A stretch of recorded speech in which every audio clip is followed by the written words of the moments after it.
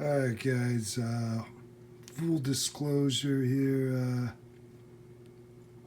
I had to go back and do it again, alright? The little bit of glue that I used to try and, fill the threads of the screw on the treble side of the front pickup or the neck pickup, pickup in the neck position. It ended up not holding, and I think I know what I did wrong. I let it set. I let the glue set with the screw inserted in the hole. What I was doing was I was setting the glue in the shape of the threads with the screw. But what I think that did maybe was it kept the air out a little bit too much, and maybe it didn't harden as much as it should have in that amount of time. So what I did is and I used to be that, taking everything apart and getting back in there, it used to be like, oh, headache, right? Face palm. But, after a while you realize, what did that take me? Did it take me like a minute, 2 minutes? So what I did this time was I put a little ring of glue in the hole there, and I let that dry, just open, just by itself. And what I think happened is the air got in there and the glue got a little bit harder, and then this time when I put the screw in, it kind of tapped it, with a little bit harder glue. So now it's working great. Now it's super solid and I can adjust it up and down. It's really great. Notice that the middle pickup has sort of that stratty kind of, I don't know how to describe it. I'm sure there's a word for it, but I don't know. It's just kind of like this hollow, kind of woody kind of sound. When you're in certain areas of the neck, and this thing does that, some of the time. So that's pretty cool. The reason this guitar was put away for so long is because of that issue with the front pickup here, and the pots were all scratchy, the switch was all scratchy, the nut needed work. So it just kind of sat for a while in the gig bag, but now I'm pretty happy with it now that it's back. Like I said, this was one of my earliest guitars. This is the third guitar, so it's got some good, nostalgic value to me, and I always liked the way it felt. I like the way these necks are. I like a skinny neck, but I'm more of a chunky neck kind of guy. So but I don't get.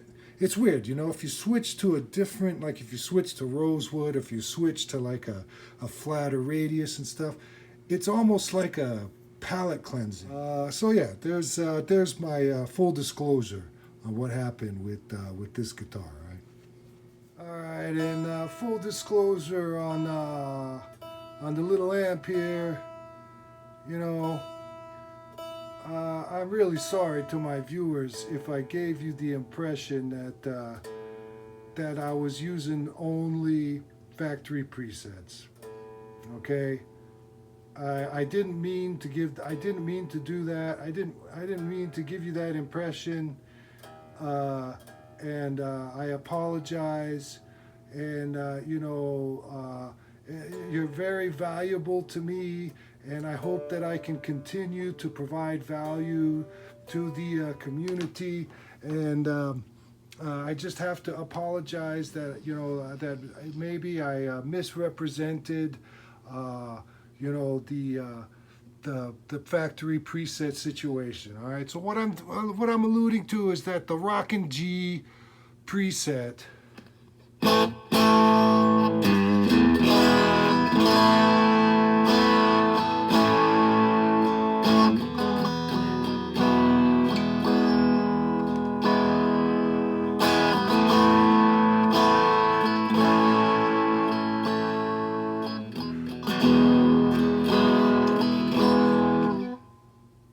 has actually been tweaked by me. Okay, I don't remember what the actually I could probably switch over to Let's see. Yeah. So this is what it originally sounded like.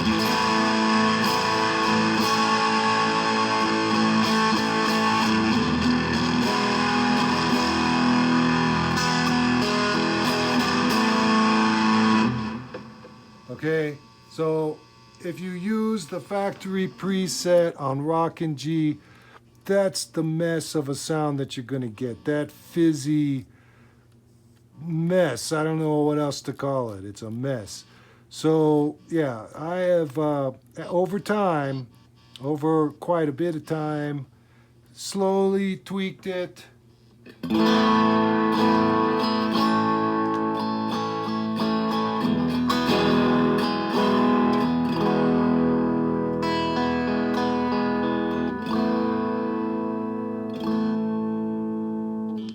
And so that is my that's my full disclosure about the little amp there. Okay.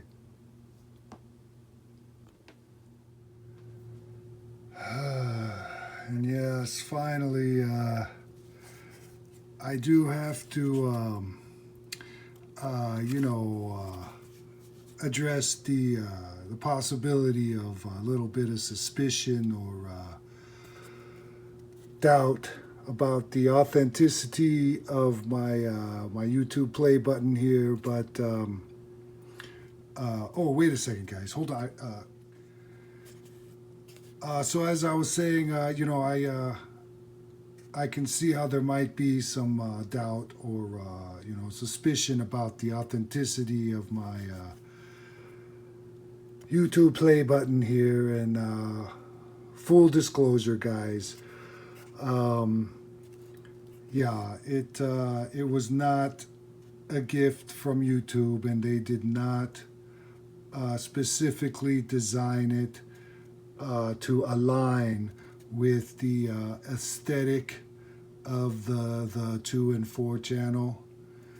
You see, the 2 and 4 channel would have been really grateful to YouTube if they had done such a thing. But full disclosure, guys, it's not real, okay? It's not real.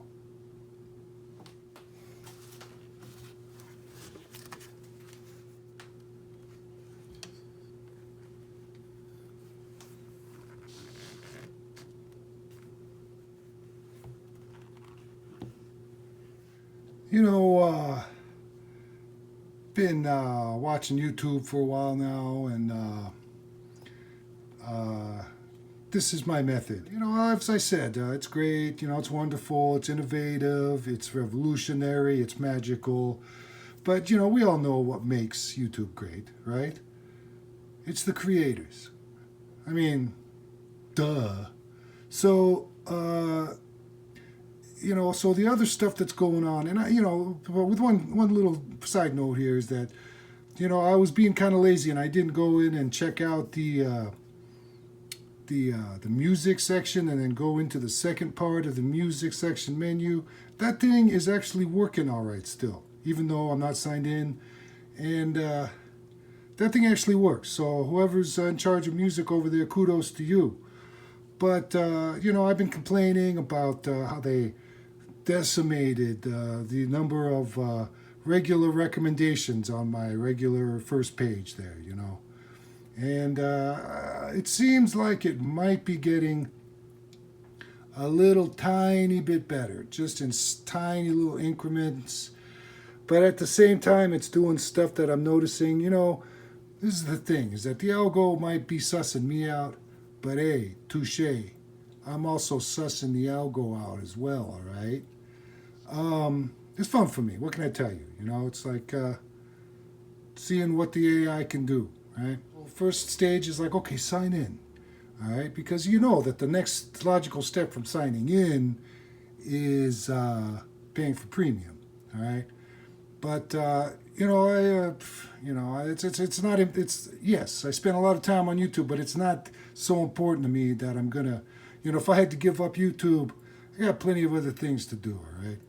I got plenty of other things to do, all right? like I said, I got plenty of other things to do, all right? I'm telling you. No, seriously. I got plenty of other things to do, okay? They're not being short-sighted, that's for sure. But in my opinion, my estimation, they're being medium-sighted. Yeah, they got to continue the growth. Now, in order to keep things going upwards, I see what they're doing, I think. All right, again, in my opinion, it looks to me, right, because what they're doing is they're really aligning, making it much easier for the creators to align with the partnerships, okay? The monetization, what is it called? They're using partnership, they'll never say money. If you bring up the word money, it's funny. They'll always change it to monetization, right? Or monetize. Being paid is being monetized, and money is monetization. It was just kind of funny. So they're aligning with the brands and making it as easy as possible for creators to form relationships, partnerships with the brands, to get monetization. All right, more monetization.